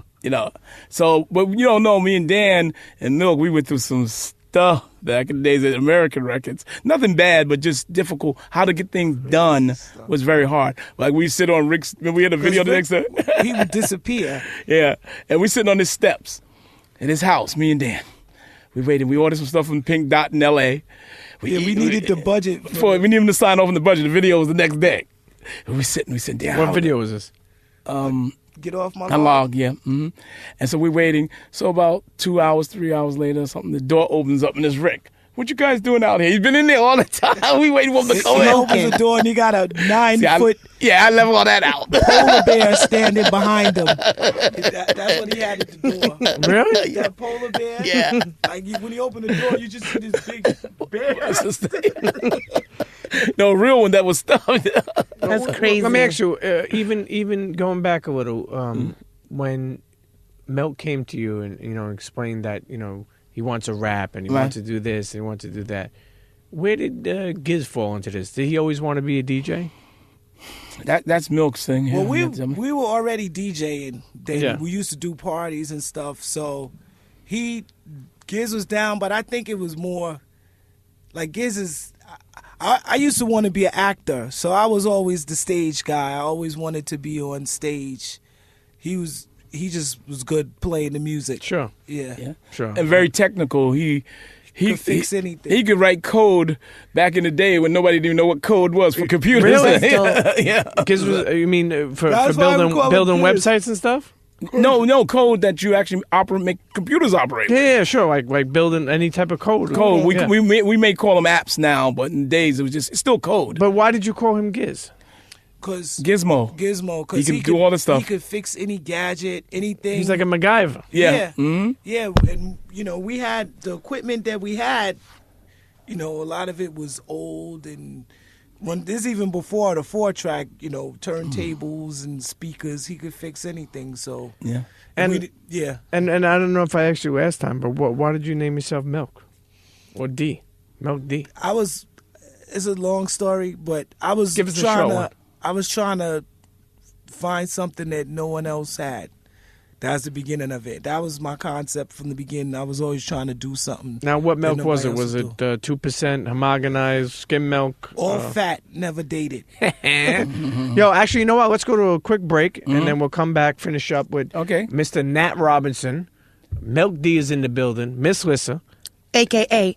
Yonsei. Internet, you're getting some golden hip-hop stories. I love the father and son type thing we got going on. And Pete is getting some more, pointers from his soon-to-be father-in-law. And I'm going to get into that when we come back from the break. Okay. I want to know about that. You all in their business. We got to get in your business. Absolutely. Don't go nowhere. We'll be right back. Okay. Chit-chia. Ow. Yo, this is Andrew Schultz, a.k.a. Young Hezzy. And you're listening to the Premium Pete Show with Miss Lissa. Premium Pete's Aunt Barbara got some big-ass tits. Internets, and we're back. Sitting with Mr. Nat Robinson, Milk D. Nat Robinson, the triple OG. I said my father-in-law to be. If I find that third verse, I may come up with something and try to get him. Sitting here with Miss Lissa and Premium Pete. Come on. Okay, there we go. Done. Nat, what were some of your best accomplishments throughout the years? If you say, I mean, you've been in the game for so fucking long. I mean, how many years is it in the fucking 30 plus years? Probably 30, yeah. 30 plus years in the music industry. Just really just moving the needle, as I would say. What's some of your best accomplishments? I mean, to let the internet know. Even people you worked with, things that you're proud of. What is that? Well, I'll put it this way. You measure things by it, the success of it. And it's not always money, but it's always money. But anyway, we'll get down to the thing. Well, one of the biggest things, I enjoyed the Amen Project. Okay. That was huge. That was later on. Yeah, but still first priority. Number one in 26 countries around the world. Milk and Mark Passy worked on that project. Yeah, exactly. You co-produced that hit. And it was just, that was over. I've never seen anything that insane in my entire life. In what sense? I mean, we walk into a place and the girls would just take their tops off and come up to them. I walk out my room and there's a line going down the hallway past my door, and I'm talking to security. What the hell is going on? Oh, they're waiting to go into Eamon's room. And I'm like, what? What is going on? It was just at another level. It's got to be amazing, too, because it's like, you think about it. You dropped music in 85. Mm-hmm. Eamon dropped that. When did Eamon come out? 2004. 2004. So you're thinking, 20 years later. So it's like you've seen the best of both worlds, like the beginning of stuff where, it's almost like you think about baseball players when you say, how much did Babe Ruth get? Maybe he got $1 million a year. You look around 20 years later, somebody's getting $20 million a year. Absolutely. Like, and so you've seen both sides of it.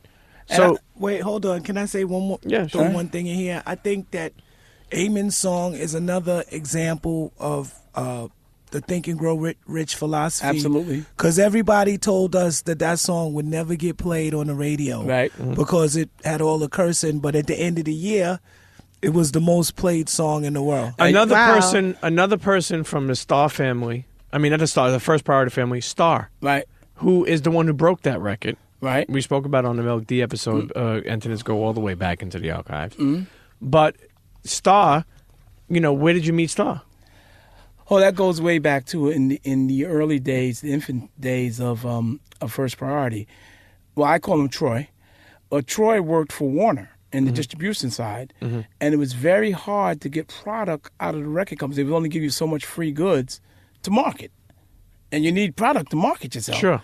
So we were used to having product because we were independent in the beginning. Once we went into the Warner machine, we couldn't get product. Yeah, we're sending out 50,000 records. Yeah, exactly. And then we get with them and they want to give us a box of 100 records. Yeah, we're like, what are we gonna do with this? So we got to know Troy, and he helped us out and made sure we had product. Yeah, I mean, especially with Eamon. I mean, he was on Hot 97 at the time, Troy. Right. And he didn't even. He said, "Listen, if you guys send it over, I know it's official." And he played it, broke the record. Broke the record. Well, what happened was Barry told us. He said, "Look, I'll sign it, but I don't think you can get radio." I said, "Well, I'll make a deal with you. If I get radio, will you sign the artist?" He said, "Deal." I said, "Okay, I'll get the radio." I called Troy and said, "Troy, I got this song. I want you to play for me, but I'll bring it over. You listen to it. If you don't like to play, if you don't want to play it, you don't have to do it." That was nice. Yeah. He said, "Nat, just bring me. I don't care what it is. It's yours. It's going on the air." Oh, maybe. Am I supposed to say that? I don't know. Is that payola? You do what you no, want. No, I'm only kidding. Anyway, I didn't pay him. It's a favor. Same difference. It's a favola. Pay to play. It's a favor, but you know what? Even more so. Besides Star, and Star was somebody that you became real close with. But even Mekhi Phifer, right?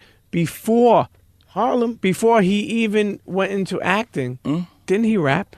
He rapped. Milk found him at a talent show. Yeah, in Brooklyn. We were doing a whole circuit of talent show, All-Star Talent Network. Right. Which was a big talent show thing, and we were all judging, and I went to this talent. I was judging a talent show in Brooklyn, and I saw him. I told my father, I was like, "Yo, you got to see this kid. Unbelievable. He's something. He got it." So you brought him back home? What did he do? He spit for you? Yeah. Oh, my God. This boy, I seen this boy make, I am not joking. I was at Milk's house once. I don't know if you remember this, Milk. He made that homeboy cry. Who? Was battling? They was battling, Mekhi, and that boy, tears came in. That boy just go, he got something special. Special. As a rapper. Damn, why he didn't tap into that a little more? I knew he had it. Because in that got hip that hop lead role. He got that lead role. He did so good in Carmen. And they, what was it Robbie? Robbie Reed. They basically said, we have an album, but they basically said not to do both. Well, they wouldn't do both. Plus, you don't. Once you're an actor and you're a successful actor back in the days, you couldn't rap. Right. You know, the only person who really got away with that was who? Tupac. Mm-hmm. He was a rapper. Yeah. Turned actor. Turned actor. Like, it doesn't happen in reverse. It doesn't happen in reverse. An actor turning hip hop authentic. So, but I tell you, one line Mekhi had blew my mind. He used to say, "I'm worse than two Tupacs with two hot Glocks." I said, "Oh my God," you know. And I saw him at Milk's house, and this little boy had tears in his eyes. I was like, "Oh my God, this boy is bad." He had the little girls going crazy at the talent show. I was like, damn. And so obviously he couldn't do both. And you had to just. I mean, did you ever get a chance to tell him, like, "Oh, you're nice. I could do some. Oh yeah, well, no, I could do some work with you." We got a record deal for him. He was Benny Medina signed him at Warner. Yeah, we put him into. A situation. Actually, when we went to L.A. because we had connections at Warner. What did you take? Just instrumental track. We didn't. Rapped. We took him to the office. He put the instrumental track on and let him kick it. That was the end of it. And he signed him. Yeah. Yeah, signed him on the spot. We didn't bring no demo tapes, none of that. Just some beats. That's dope. Yeah.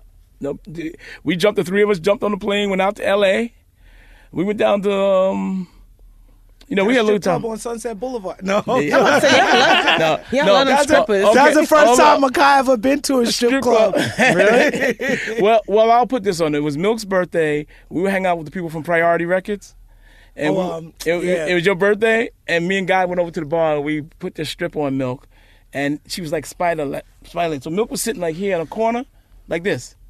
And the girl actually put 1 foot here, 1 foot there, and she could walk up the walls. Oh, I said, no, we're talking about strip clubs. Let's get back to business. That's beautiful. That was the first time you've been to L.A. When you go back, we got to go to a strip club before you go back to Atlanta. We got to all hit a strip club before you go back to the A. I'm good. I don't like, I'm not a fan of You're not invited. Nobody invited. Didn't nobody invite you? Well, honestly, when I go in the strip club, Milk is really mild-mannered. He's scared because he know that y'all family, so he can't get too wild. And that's not true. I want to be honest. I want to be honest. He was being too extra. No, I don't like. I'm gonna tell you why I don't like strip clubs. I don't like waking my thing up for no reason. But no, for no reason. But see, no, honestly, because you're thinking too hard. No, but hold on. You hold was on. in jail. Your shit got woke up a couple of times for no reason. That spider ran across the room. Yo, but anyway, I do want to listen. Is it true? Is it true that you dabbled in writing? Do you ever write any songs, Mr. Nat Robinson? No, never. No. See, here's what I do. Where'd you get that from? Hey, You making up shit. Listen, Yeah, listen.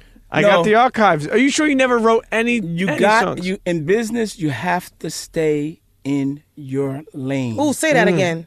You have to Who stay in told your you lane. that he wrote songs? No, this is just Oh, a I rumor. think you know who said that. What was that? This is Natalie. Oh, She told yeah. us. Who told you No. that?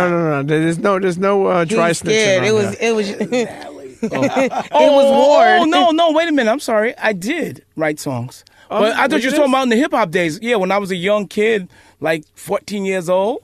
Yeah, you dabbled in writing. I heard. did nothing but writing songs. I wanted to be a songwriter. I thought you were talking about as a I was sending my little $10 into some little con company, sending my little song in, and they send me back. Yeah, you're a great songwriter, and we're gonna do something. When you send us $10 more, like, oh, Mom, please, can I get $10 more? I need Tim on. I'm about to break with this jingle. Yeah, exactly. Let me ask you. Just need $10. Let me ask you, for the people that are listening to this that are entrepreneurs or want to be entrepreneurs and have families, what advice would you give to somebody for balancing an entrepreneurial life and a family? What you have to do is you have to make the family part of what you're doing. So this is what we used to do. Natalie, we used to run track. And when she ran track, me and Milk would go, we'd all go. And then when she had a break, where were we one time? Down in Virginia, somewhere, Philadelphia. We left them at the thing. We drove up to the place, picked up the records, put all the records in the trunk of the car, went back to her track. Me, put them in the car, went back to New York. The car is like this because it's loaded down with records, So, you just build everything in together. We would have so many records in our house that the boxes we piled up, you could use it as a table to eat. So it was so much on the table, you just put your plate on top of a box of records, 3 or 4 of them, you have dinner. That's how some of y'all. It really was back in eating off day, the right? music. Yeah, exactly. Yeah, it was. Yeah, right. Don't try to deviate. Speaking of low-key Nat, how did you feel when she walked in with this dude? Premium P? Was this her first white boy? With this guy. Well, I'm not getting into that. You ain't gonna get me killed. First, I'm Italian. But here's the thing. Here's the thing, and you'll understand how I felt. When she was going to one of her proms or something in high school, she brought a little boy home that she was going to take her to the prom. Just happened, she didn't tell me she was bringing him home, and I just happened to be cleaning my guns when he came in. Uh-oh. And I didn't know what to say. I'm like, no. Nice to meet you. Nice to meet you. And I don't know if that ever worked out after that, but I wasn't trying to scare the little boy. It was just bad timing. Right. I would never do anything like that. You didn't have a chance to do that with Pete? You said you got something in the car for him. No, let me tell you. Okay, can I be honest, Pete? Yeah, Ain't sure, no of other course, way. of course. Pete came to Atlanta and he called me. He said, Sound just like him. He stuttered so bad on the phone. I never told you this. I'm like, what's up? You just kept, But honestly, I'll tell you what I like about Pete. He was being honest, but he was nervous.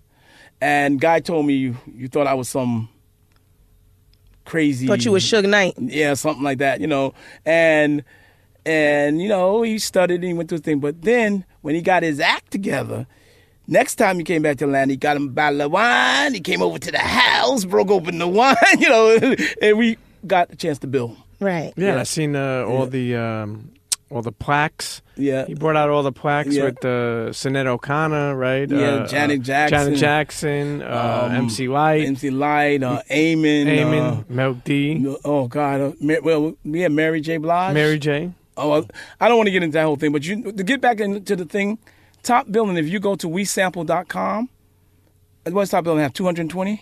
150 to the rest are uncleared. We got about 75 uncleared records. Yeah. Reuses and samples of Top Billing. It's the most sampled record. James Brown was the most sampled musical catalog.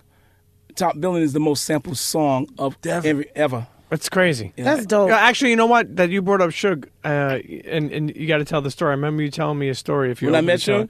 No, well, when you met Suge, but also I remember you saying that he had sent like a book to the house. Oh, that wasn't Suge. That was Gene Griffey. Okay. Gene was Teddy Riley's manager. Okay. And I went to meet him. We were talking about doing movies. I don't know if you guys don't know his history. I'm not going to deal with it. I don't know over the air.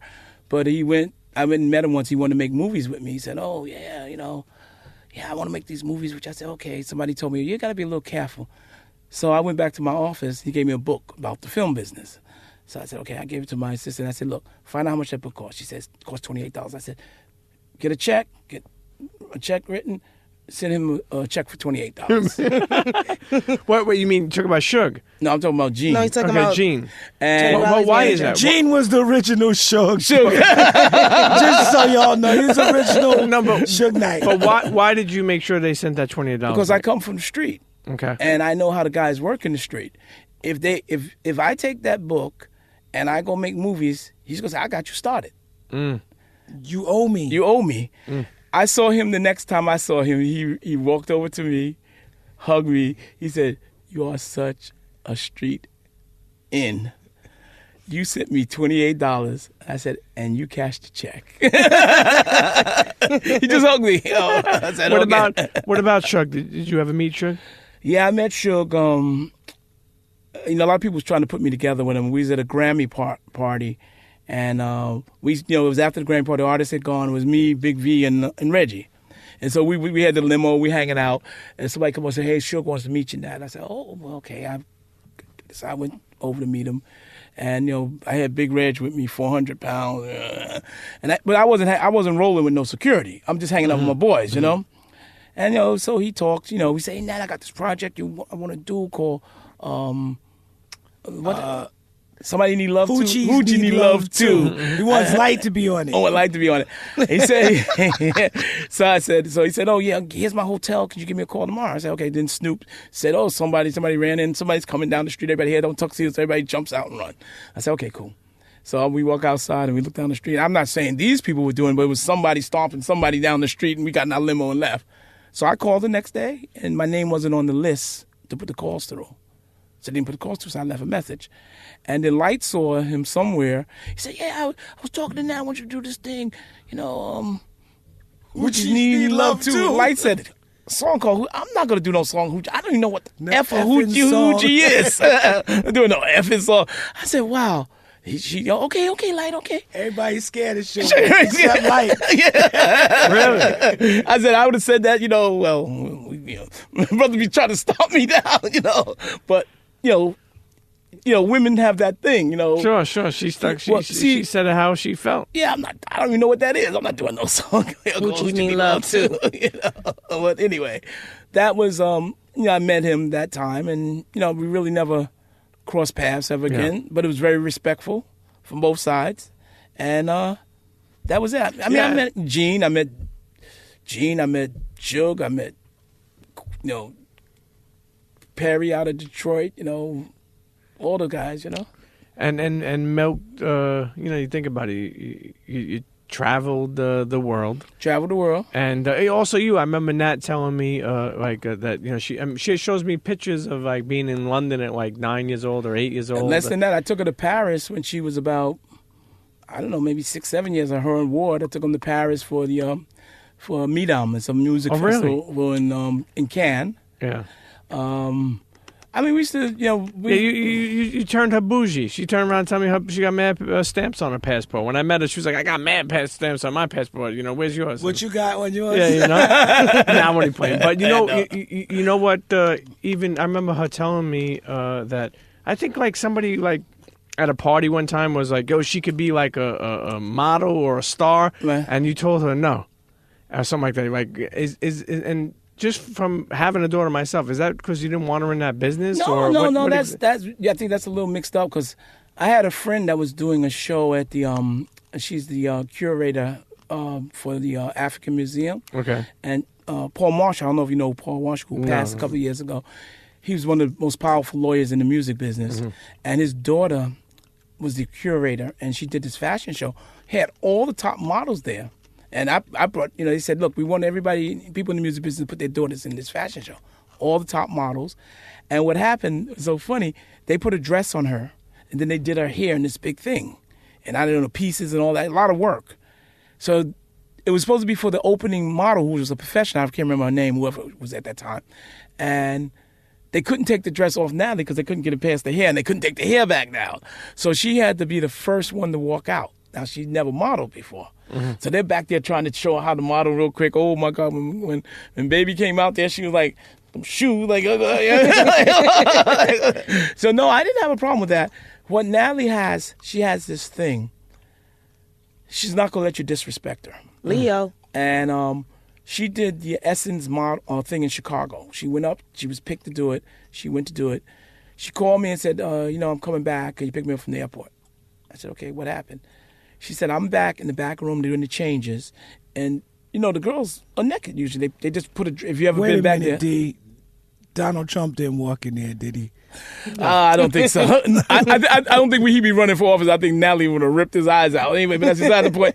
The dress, they pile one dress on the floor, and then they're very thin. They drop it. They just hits the floor. They step out, and they step in the next dress, and they go up. So they don't have anything underneath. And she said, these guys are back there. She said, I'm not changing my clothes in front of these guys. So they said, okay, here's your airline ticket. Go back to New York.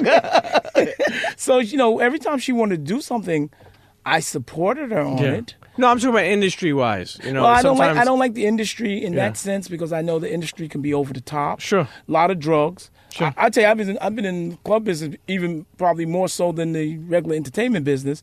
And I go into a club and go see my boys in the back. Oh, Nat. And they put lines of Coke on the table. Yeah, man, come on. I don't do Coke. Sure. Oh, yeah, that's right. Next week, I go in the thing. Hey, Nat. They couldn't even remember that I didn't do Coke. I said, I don't do Coke. That's because they did Coke. So their memory is shot. And, oh, yeah, man, that's right, So I guess I got to do the lines I put down for myself and the lines I put down for you. Okay, it's your Coke. Do what you want to do with it. So you're in that drug world. Drugs, entertainment go together no matter what you say. Mm-hmm. Indeed. That's a lifestyle. Right. It goes hand in hand. And you know what? And being that, not only that, being an entrepreneur, being a hustler, right. You also were running around with your kids. Yeah. That's not something that somebody doesn't always do. You know what I mean? You that's represented your kids. Yeah. Like, you think about that, right? You created a platform. And we wasn't doing drugs. No. You weren't. Well, if they were doing drugs, I didn't know about it, put it that way. Well, I mean, we weren't. Listen, I'll tell you one thing. There's too much to even get into one episode. Yeah. And I could tell you stories. You can't even imagine. I'm talking about life and death situations and the things that we went through. You can't even imagine what the hip-hop game you had to endure to be in the hip-hop game. Yeah. If you didn't have a gun and hoodlums down with you, or a great big bodyguard. But as we wrap up, I do want to say that one thing I really like about just your career and just you as a person is that just your relationship. Like, I look at somebody like you and Milk, and I say, man, even though I may not have, say, musician experience with them, I would love to have that relationship years to come. Yeah. Think about that. You were able, from the moves that you've made from a long time ago, were able to further your relationship, not only as business partners, but also as father and son. And that's special. Well, you're going to always have your ups and downs with human beings. But if you truly, in your heart, love someone, we're not perfect. Yeah. And we all make mistakes. Sure. And if I make a mistake and I insult you, you're the kind of guy to come back and say, okay, let's fix it. Sure. And that's what we got to do. If you really care about somebody and you want them in your life, you don't let those little things. You got to pick and choose your battles, I feel like. Exactly. And I feel like you got to find a balance that works for yourself, and I mean, that's and what's important. Yeah. I think that's something that you have to consider. Like, what's really important? Is my ego the most important thing, or is this relationship, Sure. Well, you know what? I'm going to tell you something, Pete, and don't think I'm being conceited here. This show you just did just now is going to go down in history. Do you know why? Mm-hmm. Why? there was only 4 curse words during the whole thing. You think so? Yeah. What's happened to Pete? Y'all don't think that's funny? Okay, guys. They're gonna be like, yo, it wasn't no. Well, profanity. fuck that shit, motherfucker. Okay. Don't be a potty mouth. I'm sorry. Respect your soon-to-be father-in-law. I just made up. Yo, actually, you know what? I do want to do I Don't Trust People. Before we go to I Don't Trust People, considering milk, I never asked you this last time. What is your favorite cereals? Milk D? I like Frosted Flakes, ahead. Apple Jacks. What else?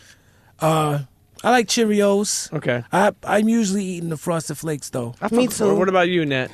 Cheerios. Cheerios, come on, it's so plain. You gotta lower It's his, so keep his plain. cholesterol Yeah, right. you gotta keep that. So plain. I gotta keep the heart pumping, all that kind of Yeah. stuff. Get yourself some Cinnamon could Toast you, Crunch Could y'all in your push life. my chair in here and help me out, boys? You're in a wheelchair. Actually, we're going to go into a segment that we missed, I think, the last week called I Don't Trust People. On Twitter, I started this, Nat, like people I don't trust, things I don't trust, what I don't trust, Right. and we give internets a chance to submit. So who we got submitted this week? Our first one comes from Full of Nonsense. I don't trust people that leave the windshield wipers halfway when they turn the car off. I hate that. So, like, it's like a pet peeve. I don't even have a car. But I hate that. Like, what are you doing? Like, just pull that shit down. No, I think it's when Why don't they trust them? Well, just things that we don't like. I don't trust that kind of person either. I mean, I have done that a couple of times, but sometimes I don't even trust myself. So, but what happens is when you turn your car off and you have your windshield wipers on, it'll stop in the middle. And you rush in. So you put it down when you're walking out. Hey, listen, I'll be honest with you. I can see what he's saying, but I think you need a little bit more to not trust somebody. I got one. Go ahead. I don't trust people that say believe me. Oh. If you say believe me, I don't believe you. Or you want me to be honest, like, oh, so normally you a liar. Well, or not to cut you off, which I do sometimes, and Always meanwhile, I am somebody. cutting off. Cutting people off. Who we got next? Our next one comes from Fidel Fresco. He's the homie. He's like our honorary third co-host. I don't trust people. Oh, I don't trust a man that refers to another man as his bestie. I mean, in this day and age, that went over Nat's head. Yeah, but bestie, this is the new. I don't trust that either. That is kind of like But- a girl Unless you thing. wanted the kids. If you wanted the kids, tuck Well, that I'm shirt saying in, that put he them doesn't some grease. trust them to be straight. Is No, that he what just don't. he's saying? He just don't trust He's like, men I don't that trust him to be straight if he says bestie. you can't say bestie. I don't really like grown people that say bestie. Like if you're over 20, I'll give you 25. I don't like that. I agree. Like, I mean, there's like, so many it's things- my bestie. Like, It's my bitch, homie, my friend. Do you have snack at the end of the day? And do you take naps now? Don't you? Like you are 5. Who else we got? This one is from Premium Pete Show. I don't trust people who eat rice with ketchup. Weirdos. Rice with ketchup. It's okay. Let's So go. I like a little rice with ketchup sometimes. It has to be yellow rice, and it has to be an accident. Like I'm not squeezing ketchup on my rice, but if I have ketchup on something else and it touches it, I'm with it. I love when Do that if sauces you don't spill have anything over. except rice. And you're eating the same rice every day, and you just put whatever you have on it Change Yeah, the to flavor. make it a little different. Gotta guess so. change it up. Like you put soy sauce one night. I put hot sauce on stuff. I like that. I like. And Pete, do you have one? Well, I think. I mean, I should have so many. I just did a couple the other Not day. this off your top of your head. I don't trust people that don't vote. unless you a felon and not your fault. Oh well. Exercise that right. I don't trust people that pronounce the M-A. Like there's somebody I was talking to, like, yes, I really love young Ma. Like, who's that? It's M-A. Well, some people may not know how to pronounce shit. I don't mean, like look, that. That's just You don't trust them? No. Don't like it. internets. Trust them Listen, if they say young Ma. Yeah, like, you know she don't want to be called Ma. You know she don't want to be called Ma. You saw those periods, right? they gotta pay attention to the A- periods. They gotta pay attention. Hello. But you know what? Internets. Listen, Gotta read and think. you know how to get involved. Use the hashtag I don't trust PPL on Twitter. Add us to Premium Pete Show, Premium Pete, Miss Lissa knows. Let us know who you or what you don't trust. You know what I want to, Nat? What do you got going on now? I mean, I know you're working with some Working on different film, artists. Film, working on DJs. You Okay. know, just hustling. Trying. I think the idea in the future, we can't help it, but we're all going to be drawn into film. It's just the way of the world. You know, we have 1,000 channels that don't have content, somebody's got to fill it up. Mm-hmm. So you out here looking for new talent and stuff. But movie, I think film is the way to go right now. Right. And you got to remember, well, most of your friends did a transition from, look at Nelson George. I'm definitely a lesbian. Yeah, hey. Lesbian.